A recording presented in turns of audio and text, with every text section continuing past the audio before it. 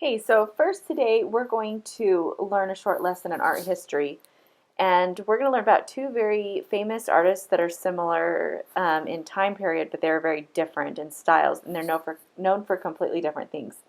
But I see their combined influence in a lot of art that has been popular for probably the last 4 or 5 years in fashion and interior design and different artwork that I've seen. I believe that their artwork has influenced a lot of these things in a way that it even controls what's at popular mainstream stores and what they carry. I see it everywhere. And of course, there are different artists that also contributed to this, but I'm going to talk about Henry Rousseau and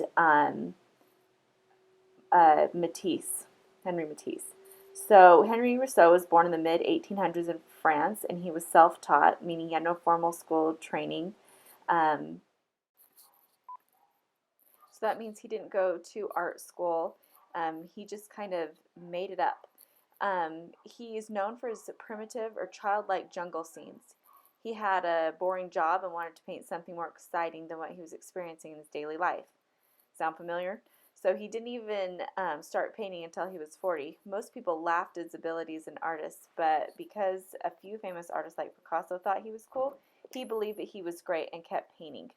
He had never been to a jungle before, and he had actually never even left France. But many of his paintings are oversized plants and wild animals lurking in the shadows. He made many trips to botanical gardens, studied illustrated books, and studied taxidermied animals, which are stuffed dead animals. The movie Madagascar, which most of you are familiar with, was inspired by his art. His famous painting that he is, well, what he's most famous for is a painting called The Tropical Storm. He invented the portrait landscape, which included a figure in the landscape. So now we're going to talk about Henri Matisse. He is totally different in his type of painting. He was also French and born a little after Henri Rousseau. He was known for his intense coloring along with Pablo Picasso, often making flattering forms and patterns. He became old and unhealthy eventually and simplified his work into cutout paper collage. Because when you're that famous, you can pretty much pull anything off. Something to remember that some of the most famous artists were sometimes well known for two reasons. One, for who they knew, and two, for if they could shock you with something different. And if they were the first to do it, and back then they could be the first to do anything. It's pretty hard to be different now, but you have such a variety to pull from of inspiration. I don't pretend to think that either of these artists are my favorite or the most talented painters ever born, but I've seen a lot more what I consider talent, but I respect and appreciate the fact that they did what they did first. They came up with it first, and that's super cool. I believe that they deserve so much credit for influencing fashion, interior design, a lot of style of art that we now put a modern twist on. Make sure that you start off by going and looking on Pinterest. On my link, I have a board for you to look at to get lots of ideas. I actually did this painting by just taking many images from Pinterest and drawing some pretty random designs. So these artists on Pinterest, I believe, whether they realize or not, probably have some rooted influences from these two painters. Um, Probably just my opinion, but I find it pretty fascinating.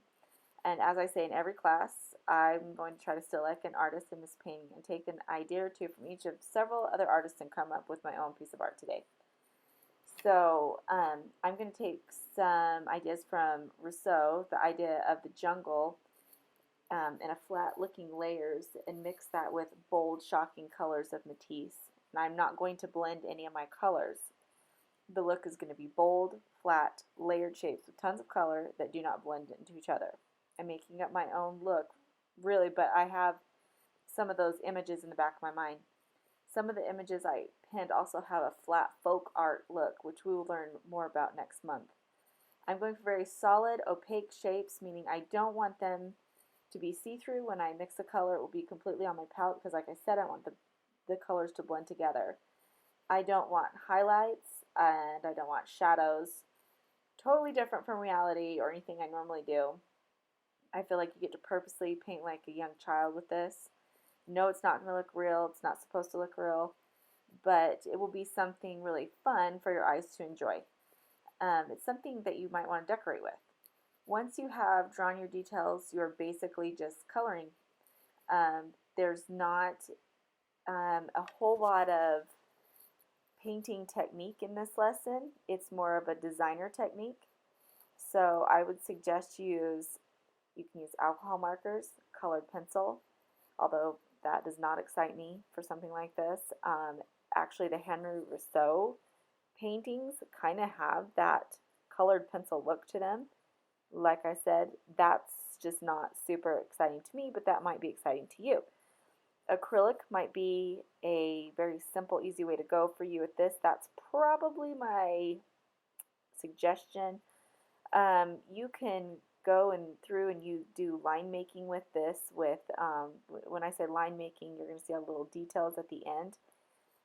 After I get my basic shapes, you could do that with an oil pastel, chalk pastel, paint markers. I actually painted this with gouache. Gouache, that is a very fun word. It's Gauche. I used to call it gouchy, which is ridiculous. So yeah, I thought it was gouache. I mean, it is. So it would be fun to use several mixed mediums to make your painting what you want it to be and explode with color. Try several things. I used gouache and I use Posco paint markers. I always say that wrong. I think it's Posca. Make sure that you're just having fun. This is going to be our last warm weather lesson before we move into October. Again, look at the Pinterest page.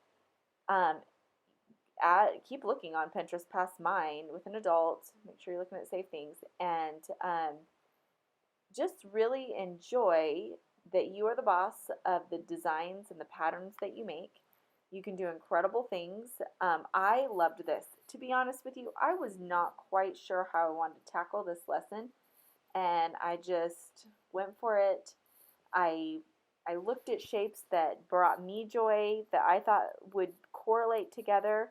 I put together colors that I felt like meshed well, that when presented together, it gave me an overall good feeling. I probably could have gave it a little more color thought, pulled out some colors beforehand that I felt like the color pattern would benefit from best, but I just did it as I went and very intuitively.